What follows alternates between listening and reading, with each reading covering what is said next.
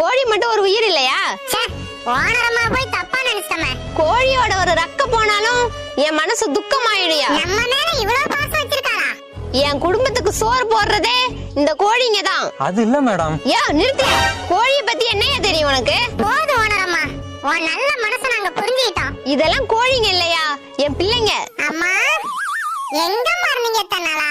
Madam கோழியை உண்மையாவே அடிச்சு கொள்ள மாட்டோம், அடிக்கிற மாதிரி நடிக்க சொல்லுவோம், அவ்வளவுதான். நீ உண்மையாதான் அடிச்சு பாரு, அப்புறம் தெரியும் உனக்கு. மேடம் உங்க கோழி சும்மாலாம் நடிக்க வேண்டாம், அதுக்கு எவ்வளவு சம்பளமா நான் கொடுத்துறேன். என்ன பார்த்தா பணத்துக்கு மயங்கிற மாதிரி இருக்கா?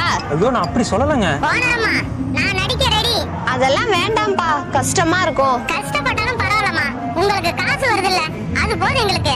இல்லப்பா, அவன் கொடுக்கற 500 ரூபாய்க்கு. சொல்றத கேளுங்கம்மா. சரிப்பா, அப்புறம் உங்க விருப்பம்.